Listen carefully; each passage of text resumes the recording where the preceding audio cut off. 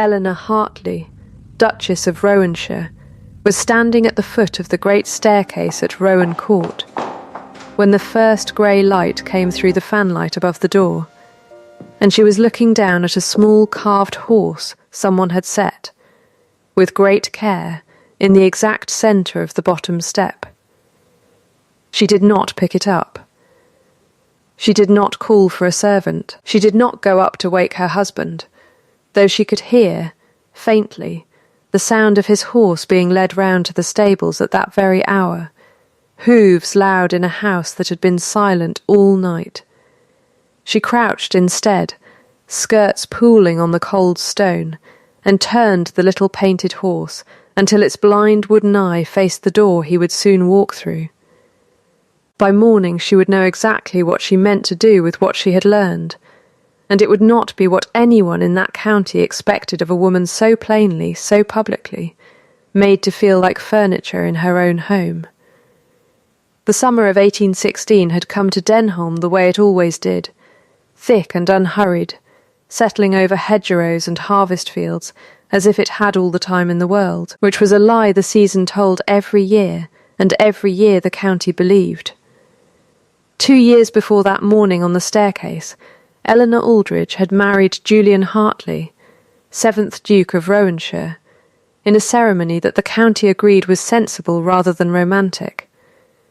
Her father, a gentleman farmer of excellent bloodlines and indifferent luck, had died owing more than anyone liked to say aloud, and the marriage had settled his debts as neatly as it had settled her future. Nobody had called it a love match. Everybody had called it suitable, and Eleanor had learned, over 2 years, exactly how much weight that single word could carry when it was the only word anyone used about you. She had brought competence to Rowan Court the way some brides brought linens. She kept the household books in a hand steadier than the steward's. She knew which tenant farms flooded first in a wet spring, and which needed their fences mended before the sheep found the gaps themselves. She had learned all of this from her father, who had taught her arithmetic before he taught her to dance, and who had left her, along with his debts, a single piece of advice she had repeated to herself so many times it had worn smooth as a coin in a pocket. Paper remembers what people forget, he used to say, tapping the ledger with one blunt finger. People will lie to your face, Eleanor. Paper does not know how. It was Alaric Voss, the estate's man of business, who had first begun to speak of her usefulness in that particular tone, the tone that made a virtue sound like an inventory item. He was a smooth, unhurried man, careful with his consonants, warm in the way poured cream is warm, and he had managed the Rowanshire accounts for 11 years before Eleanor ever crossed the threshold. It was Voss who told the Duke, gently, reasonably, over brandy in the estate office, that a man in his position did well to marry a capable woman and require nothing further of her. It was Voss who first mentioned, in passing, as though it cost him nothing to say it, that a widow of his acquaintance, a Mrs. Camille Doran, kept excellent, undemanding company for gentlemen whose wives understood the arrangement of great houses better than the arrangement of great feeling. Julian Hartley had not needed much convincing. He had been 8 years old when his own mother left Rowan Court in the middle of a January night, taking nothing but a small trunk, and leaving nothing behind but a note his father burned before Julian ever read it. His father had raised him afterward on a single doctrine, delivered without cruelty and therefore impossible to argue with.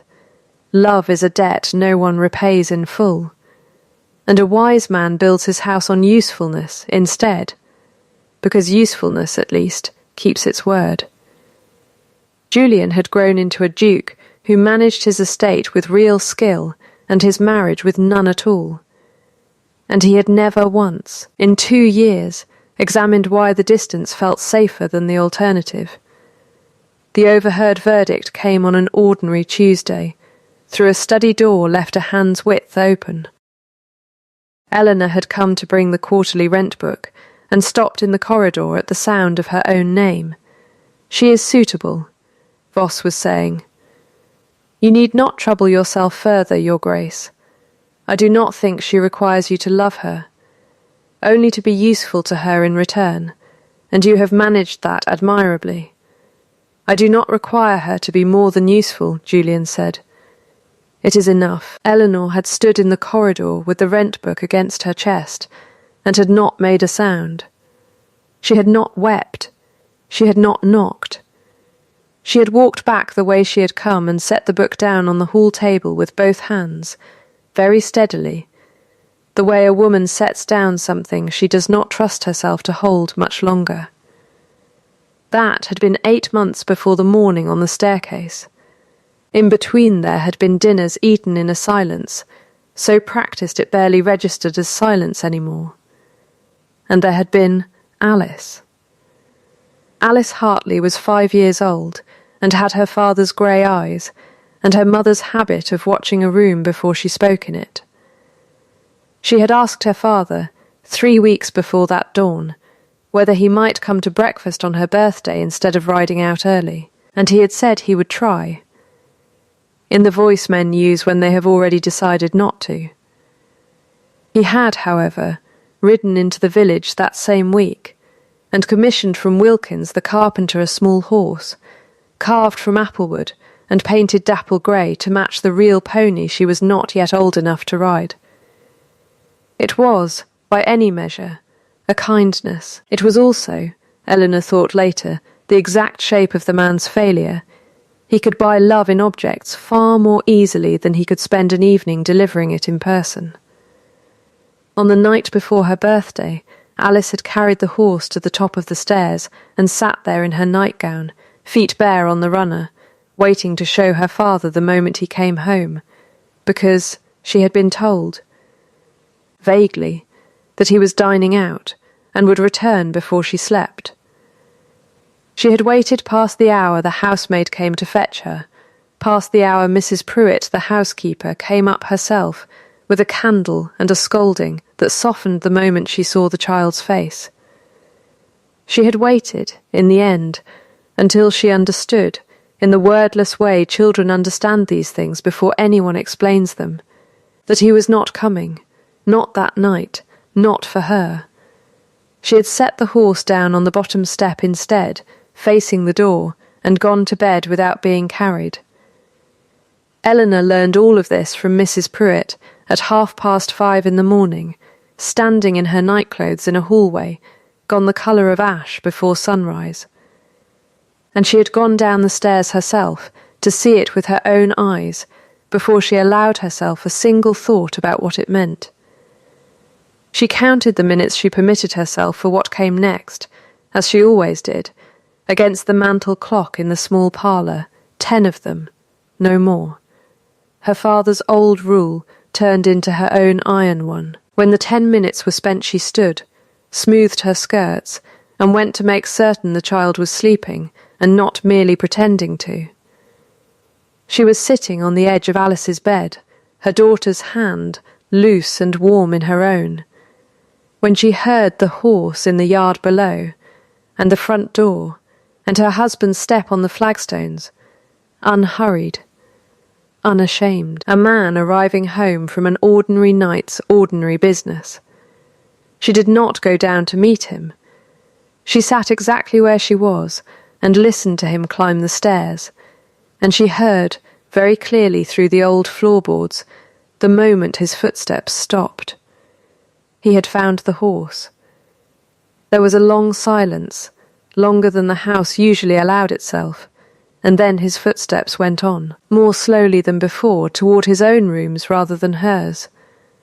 Eleanor sat with her daughter's hand in hers and thought, with the particular clarity of a woman doing arithmetic she has done many times before, and finally trusts the sum of, that she was done waiting to be seen.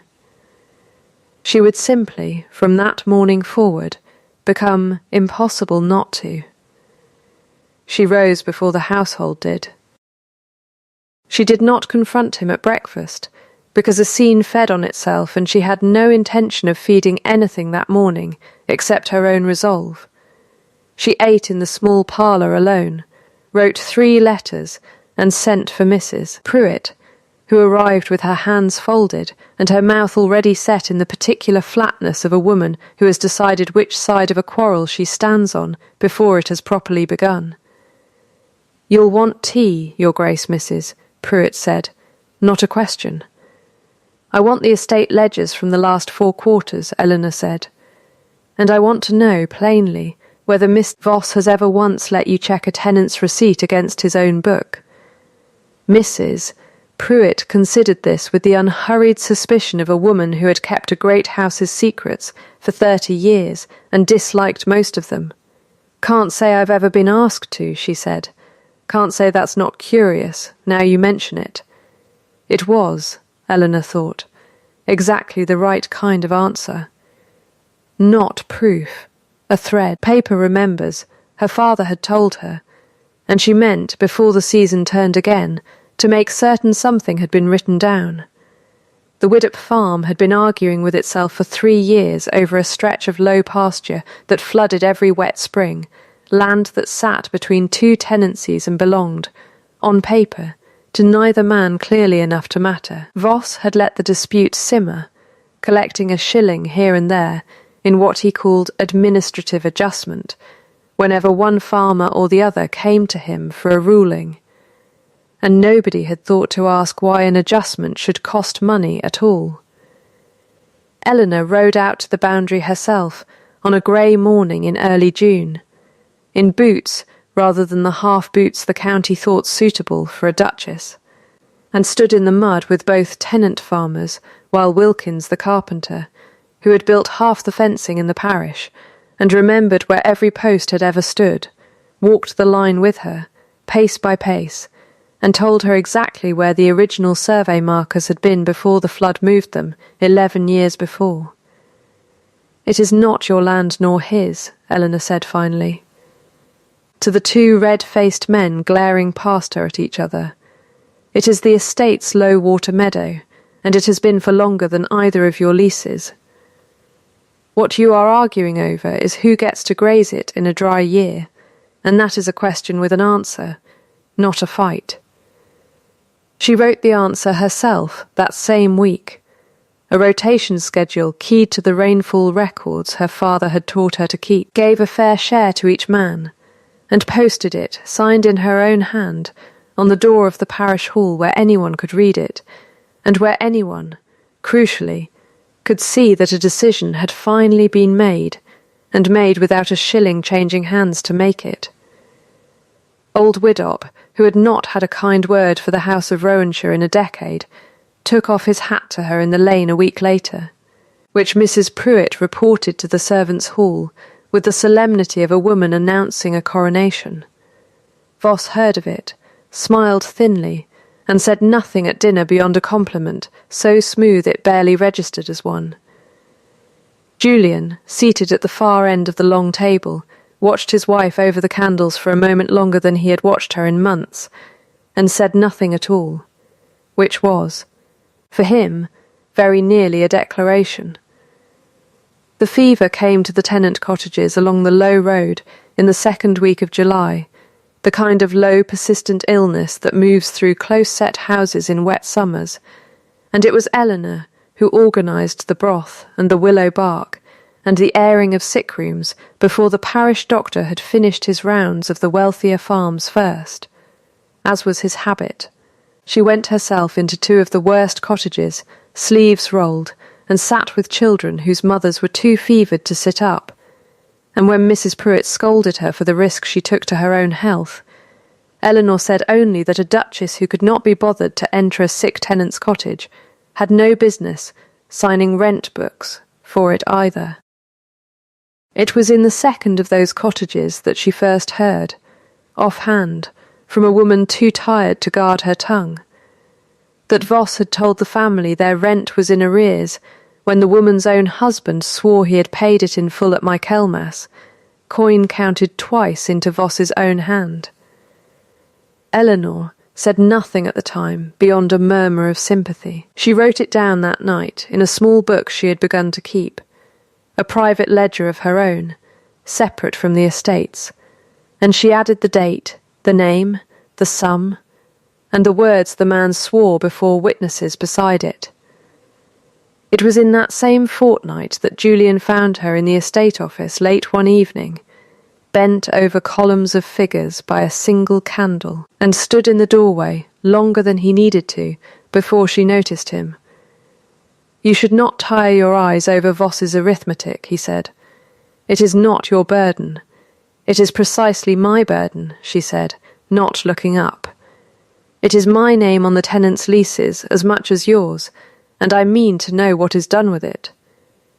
He did not answer that, but he did not leave either, and for the length of 11 minutes, which she counted without meaning to, he sat across from her and read a letter of his own by the same candle, and neither of them spoke, and it was, she thought afterward, the first quiet between them in a year that had not felt like punishment.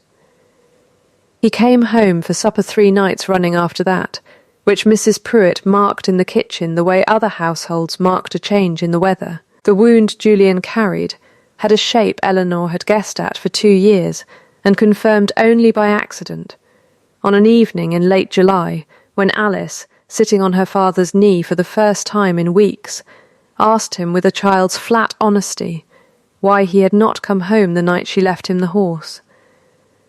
"I had somewhere else I needed to be," he said, and his voice was strange, thinner than she had ever heard it. "Did your mother have somewhere else to be too?" Alice asked when she went away. The silence that followed was long enough that Eleanor set down her needlework. Julian's hand had gone still on his daughter's hair.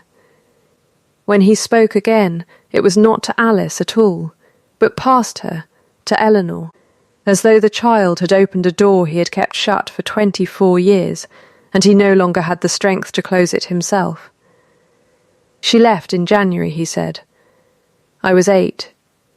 My father told me that night that love was a debt no one ever repaid in full, and that a man who built his house on usefulness instead would never again be made a fool of the way she had made a fool of him.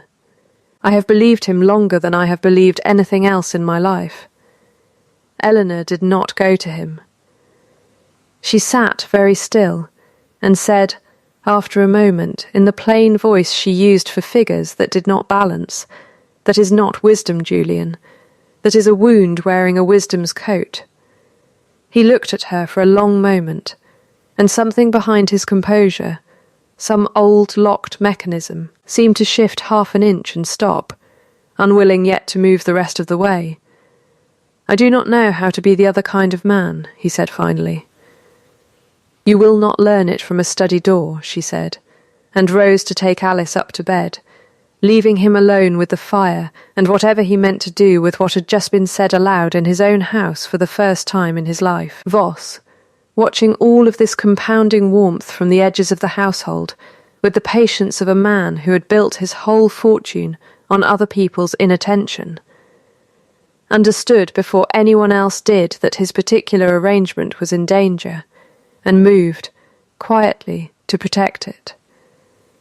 He called on Mrs. Camille Doran the following week, in the small rented house at the edge of the village that his own money, though she did not know it in those terms, had helped to keep her in. Camille was 26, widowed young, and carrying a debt her late husband had left behind that Voss had bought up quietly 2 years before, holding it over her the way a man holds a rope he has no intention of ever letting go slack. "You will need to be seen with him again," Voss told her, without preamble, seated in her small parlour as though it were his own. "Twice this month at least. He has been dining at home too often of late, and a man who dines at home begins asking questions a man dining elsewhere never thinks to." "I did not agree to arrange his marriage for him," Camille said, "only to keep him company." "You agreed," Voss said not unkindly, which made it worse, to whatever kept your note from coming due. I have been patient about the note, Mrs. Doran. Patience is not without its terms. Camille sent for Julian that same week, and he came because he did not yet understand that he was being moved like a piece on someone else's board, and it was there, in her small parlour over tea neither of them wanted, that the events of the dawn on the staircase were set irrevocably in motion, a night neither Julian nor Camille would afterward be able to call anything but a mistake made with open eyes and closed understanding. It was the toy that undid him in the end, not the argument he had expected to have with his wife and did not get. Because Eleanor did not raise her voice, did not weep, did not so much as mention the horse for 3 full days, which unsettled him more than any accusation could have. He found himself, on the 4th morning, standing at the foot of the stairs where the little horse still sat, because no one in the household had dared to move it, and he picked it up himself at last, and held it for a long time before he carried it up to his own study and set it on the corner of his desk, where he would see it every time he sat down to the accounts that had, until that summer, been the only thing in his life he trusted. He did not know yet that the accounts themselves were lying to him. Eleanor did. She went to Mr. Pemberton, the county's solicitor and sitting magistrate for the quarter sessions, on a market day in early August, carrying her private ledger and a request phrased as plainly as she phrased everything. "I want a formal audit of the estate accounts against the tenant's own receipts," she said, before the next rent day, conducted openly. In the barn, before whoever cares to attend. "That is a serious thing to ask for, Duchess," Pemberton said, studying her over his spectacles.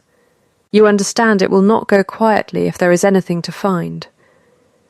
"I have never once asked for anything to go quietly," Eleanor said. "I have asked for it to go correctly. Those are different countries, Miss Pemberton, and I have lived in the wrong one for 2 years." Pemberton, who had known her father slightly, and respected the memory of a man who kept his own books scrupulously even while sinking under debts he could not control, agreed to preside. What Eleanor did not yet have was the proof itself, and it was Wilkins, of all people, who first put it into her hand, on an afternoon when she called at his workshop to thank him again for the horse he had carved for Alice, and found him puzzling over an old order book of his own. "Funny thing, Your Grace," he said, turning the book toward her. "Mr. Voss paid me for that horse out of the estate purse, not his Grace's own pocket. Though his Grace gave the order himself, and told me plain it was to come from his private account. I noted it down when it happened, thinking nothing of it. But I've been going back through my books since, on account of a thing my brother said about his rent. And I find Mr. Voss has been paying a fair number of things out of the estate purse that oughtn't to be estate business at all." "Show me," Eleanor said, and sat with him for 2 hours by candlelight while he turned page after page of a plain tradesman's ledger, a small, unglamorous, devastating kind of proof, the sort that never occurred to a clever man to falsify, because he had never thought a carpenter's account book worth noticing at all. It was the loan note, though, that broke the matter fully open, a document Voss had kept locked in his own strong-box, and produced only once, months earlier, in a private conversation with Eleanor that she had not repeated to anyone since, in which he informed her, gently, regretfully, that her late father had in fact owed a private sum to the Rowanshire estate before his death, a debt Voss had been kind enough not to mention to his Grace, out of consideration for her feelings. She had believed him, for a time. She had even, in her private ledger, written the sum down with a question mark beside it, because something in the transaction had never sat easily with her memory of her father's own meticulous accounts. It was Pemberton, comparing the note's signature at Eleanor's quiet request against 3 genuine letters of her father's that she had kept in her own writing box since his death, who told her plainly that the hand was close, very close, close enough to fool a grieving daughter, but not close enough to fool a solicitor who had witnessed her father's actual signature on his own will 4 years before. "This was drawn within the last 2 years, Duchess," Pemberton said. "Your father has been dead 5. Whoever wrote this had a sample of his hand to copy from, and copied it carelessly at the crossing of the E." Eleanor sat very still when he told her this, her hands flat on the table, and said only after a long moment, "He used my own grief to keep me quiet." That was the whole of his design. "It very often is," Pemberton said. "Grief makes excellent cover for men who cannot afford to be looked at too closely." Voss, sensing the ground shifting beneath him, though not yet its full extent, moved to strike first.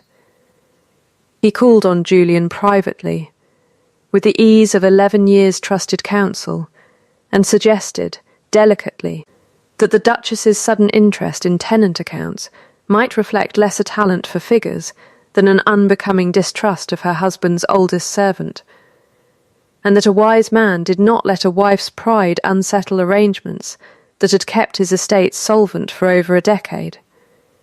He also, in the same week, sent word to Camille Doran that her note would be called due within the month unless certain services continued, a threat she received with a coldness that surprised even herself, because something in her, watching the county's quiet talk of the Duchess's competence, had begun to feel the particular shame of being used as another woman's rehearsed humiliation. Julian, to his credit, did not act on Voss's suggestion. He came instead to the estate office that same evening and asked Eleanor, without preamble, whether there was truth in what she was doing. "There is more truth in it than either of us will enjoy," she said, and showed him, for the first time, the private ledger she had kept since June. He read it by candlelight for the better part of an hour, and when he set it down his hands were not quite steady. "I have signed whatever he put in front of me for 11 years, he said. "That is not a confession," Eleanor said. "That is only an explanation, and I will want both from you eventually. Tonight I only want you to decide whether you mean to stand beside me at the audit, or whether you mean to protect the man who has been robbing your tenants under cover of your own name. I will stand beside you," he said, and it was the first time in 2 years he had said anything to her that cost him something to say. Rent day came on the last Thursday of August, and the threshing barn at Rowan Court had never held so full a crowd for so quiet a purpose. Tenants stood along the walls with their own receipt books clutched to their chests. Mrs. Pruitt had installed herself near the front, with the settled satisfaction of a woman who intended to enjoy every minute, and Pemberton sat at a plain table, with the estate's official ledger open before him, Eleanor's private ledger beside it, and Wilkins's carpenter's book beside that. Voss arrived composed, as he always was, and remained composed through the first quarter hour, through the recitation of names and sums that matched well enough to bore the room, until Eleanor rose and asked, in the mild, unhurried voice she used for arithmetic that did not balance, whether Mr. Voss might explain why the Widdop rotation dispute had cost each farmer a shilling in administrative adjustment for 3 consecutive years, when no such fee appeared anywhere in the estate's own charter of fees. An oversight in the recording, Voss said easily, a common enough clerical habit. And the carpenter's horse, Eleanor said, paid from the estate purse, though his Grace ordered it from his private account. Was that also a clerical habit, Mr. Voss? The room had gone very quiet. Wilkins, without being asked, stepped forward and set his own plain ledger on the table beside the others, and said, in the flat, unhurried voice of a man who had never once in his life needed to raise it to be believed, that he'd note things down as they happened, plain as day, and would swear to any of it before the magistrate.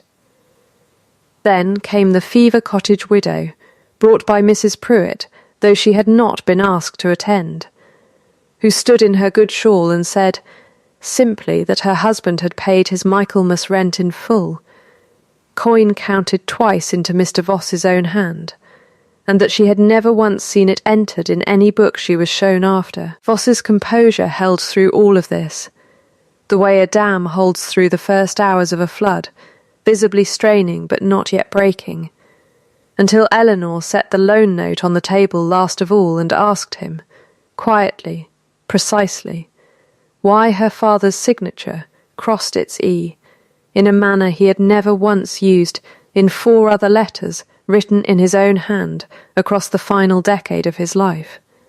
Something behind Voss's eyes went out, all at once, like a candle pinched rather than blown, and the room, watching a man's whole careful architecture come down in the space of a single silence, understood before he said a word that it was finished. "I did what was necessary to secure my position," he said finally.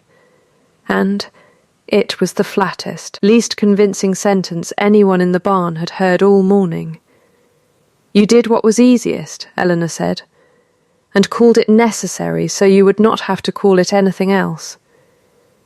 Pemberton, when the room's murmur had settled, ruled plainly Voss to be dismissed from all estate business by nightfall, the falsified sums restored to every tenant named, the loan note declared void and burned before witnesses, and the matter, given the absence of any greater harm than theft compounded by cowardice, to end in dismissal and disgrace rather than in the assizes, a mercy Eleanor herself requested, standing before the whole gathered county. "He does not deserve gentleness," Pemberton said quietly to her afterward. "No," she agreed, "but I would rather be the kind of woman who gives it than the kind who could not afford to." Voss left the county within the week, his name unspoken thereafter in any house that mattered, which was its own particular sentence. That evening, with the barn emptied, and the household settling into a quiet unlike any it had known in years, Julian came to Eleanor in the small parlour and said, without being asked, that he owed her the whole of an explanation, and not merely the half of an apology. "I know the difference," she said. "I have been waiting 2 years for you to learn it." He told her, then, fully, of his mother's departure, of his father's doctrine delivered like scripture over a boy too young to argue with it, of 11 years spent trusting a smooth voice, because a smooth voice asked nothing of him that felt like risk. He told her of Voss's steady encouragement toward Camille, framed always as convenience, never as cruelty, and of his own cowardice in accepting the frame, because it let him avoid the harder work of being fully present in his own house. "You said once," Eleanor said, when he had finished, "that you did not require me to be more than useful. I heard you say it. I have carried it 2 years. I was wrong," he said. "I do not require you to be useful to me at all. I require you. That is the whole of it, and I have only just learned to say the sentence properly." She did not answer him at once. She named her terms instead, plainly, the way she named everything, and he listened to the whole of them without once looking away, that her name would stand beside his on every tenant agreement going forward, that the estate books would be kept jointly and audited openly each year as a standing practice rather than a scandal's remedy, that decisions touching Alice would be made by both of them, or not at all, and that whatever he owed Camille Doran in fairness, for a debt Voss had forced upon her and a role she had been coerced rather than chosen into, would be settled from the very funds clawed back from Voss himself, so that the wrong done to one woman was not quietly absorbed while another woman's grievance was aired in a barn. "That is fair," he said, "It is not generous," she said. "It is only fair. I have found the two are often confused in this house." "All right," he said. "All right, then," she said. And something in the room, for the first time in 2 years, felt less like held breath and more like the beginning of an exhale. Camille Doran came to Rowan Court herself, unbidden, 3 days later, and asked to speak with Eleanor alone, a request that took a courage Eleanor recognised because it mirrored her own 2 years earlier. "I do not ask you to forgive the arrangement," Camille said. "I ask only that you understand I did not choose it freely. Mister, Voss held a debt over me the way a man holds a hand over a candle, close enough to burn if I moved wrong. I am not proud of the shape my compliance took. I am only telling you it was compliance, not desire."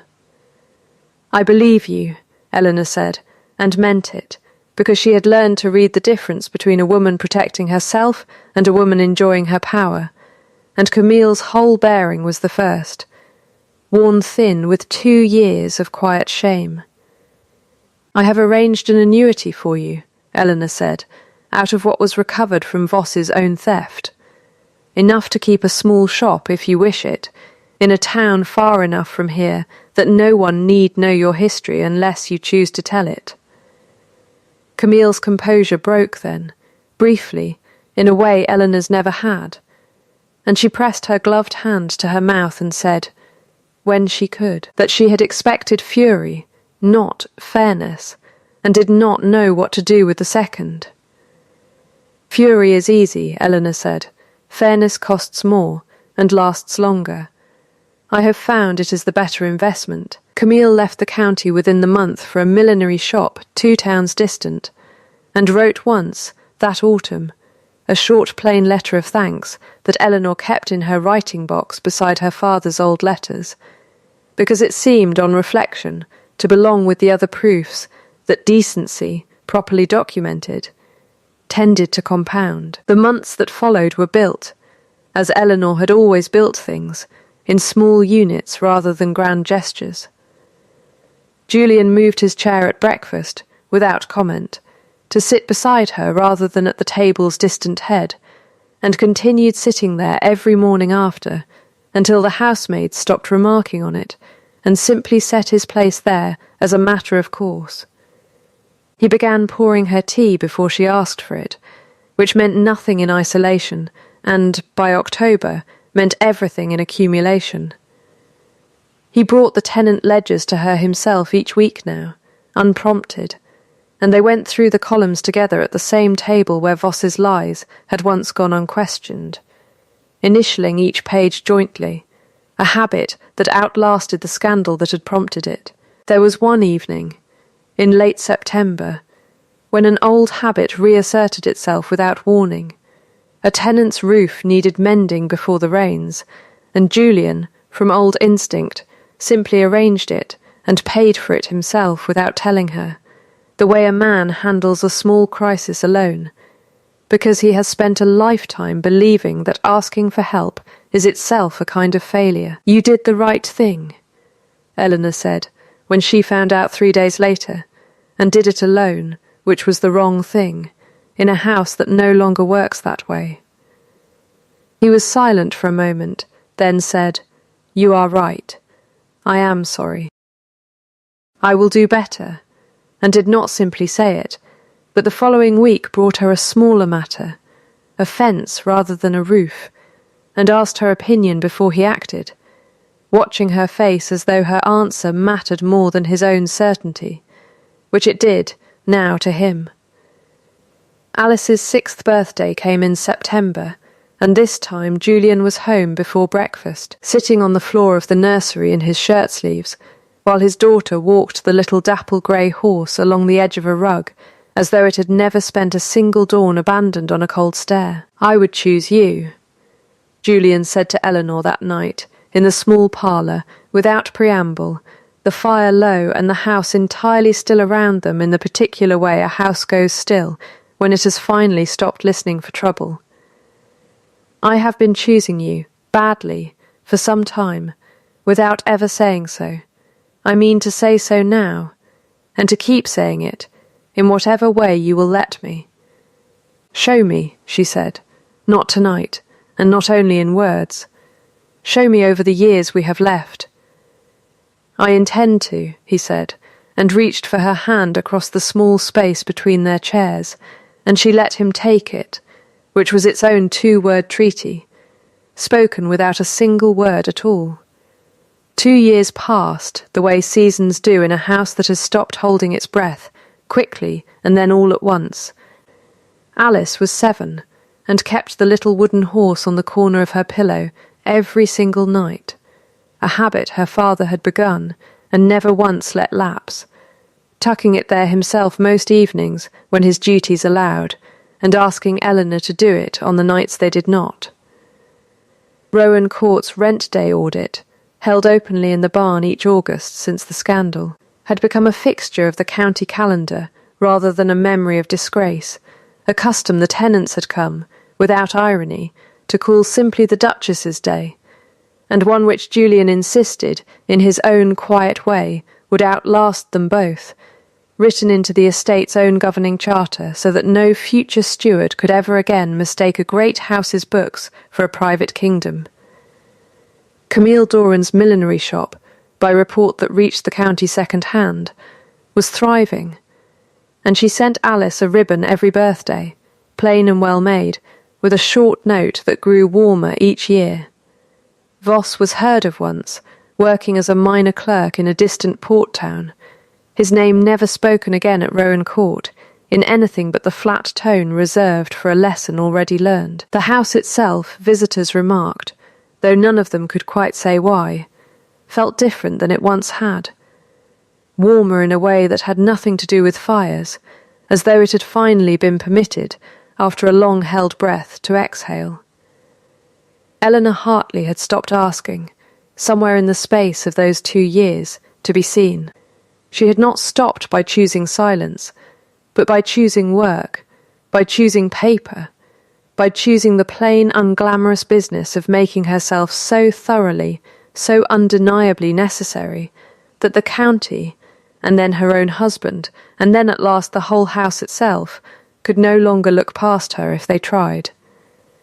She had learned, in the end, that being loved was not the reward for being useful, and that a man who confused the two would go on confusing them, until someone, calmly, without raising her voice, without a single tear, set the true accounts before him, and made him read every line. She had made herself impossible to unsee, and that, she understood now, standing at the same staircase where a small wooden horse had once been left behind in sorrow and was now carried up each night in love, was not a thing that could ever again be taken from her.